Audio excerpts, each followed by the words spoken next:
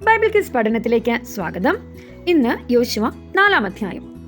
ജനമൊക്കെയും യോർദാൻ കടന്നു തീർന്ന ശേഷം യഹോവ യോശുവയോട് എന്ത് കരയ്ക്ക് എടുത്തു വയ്ക്കുവാനാണ് കൽപ്പിച്ചത്?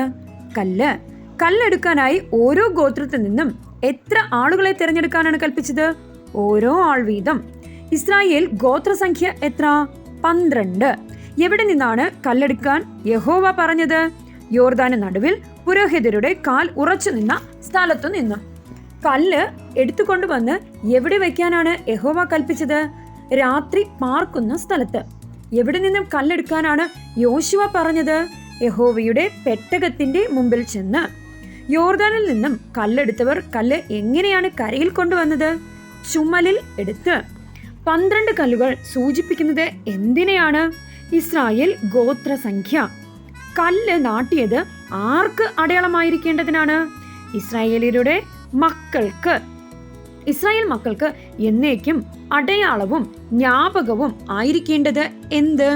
യോർദാനിൽ നിന്നും കൊണ്ടുവന്ന കല്ല്. ഈ കല്ല് എന്തിന് അടയാളമായിരിക്കുന്നു? യോർദാനിലെ വെള്ളം യഹോവയുടെ നിയമപെട്ടകത്തിന് മുന്നിൽ 2 പിരിഞ്ഞു എന്നതിന്. യോർദാന്റെ നടുവിൽ നിയമപെട്ടകം ചുമന്ന പുരോഹിതരുടെ കാൽ നിന്ന സ്ഥലത്ത് 12 കല്ല് നാട്ടിയത് ആര്? യോശുവ. അവ ഇന്ന് വരെ അവിടെ ഉണ്ട്. യോർദാനിൽ യോശുവ നാട്ടിയ കല്ല്.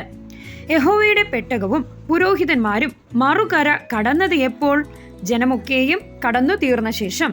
ഇസ്രായേൽ മക്കൾക്ക് മുമ്പായി യുദ്ധസന്നദ്ധരായി കടന്നവർ ആരെല്ലാം? രൂബേന്യരും ഗാദ്യരും മനശ്ശയുടെ പാതി ഗോത്രവും.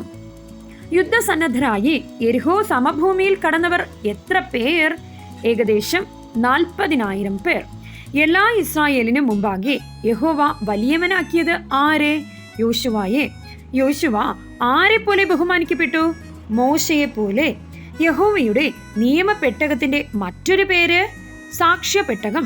യോർദാനിലെ വെള്ളം വീണ്ടും അതിന്റെ സ്ഥലത്തേക്ക് വന്ന് മുമ്പിലത്തെ പോലെ തീരം കവിഞ്ഞ് ഒഴുകിയത് എപ്പോൾ?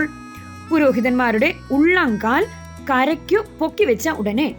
ജനം യോർദാൻ നദിയിൽ നിന്ന് കയറി യെരിഹോവിൽ എത്തിയ തീയതി 1-ാം മാസം 10-ാം തീയതി.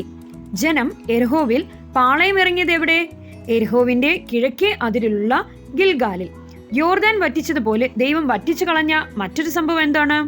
ചെങ്കടൽ. അടുത്ത അധ്യായവുമായി വീണ്ടും കാണാം. Thank you.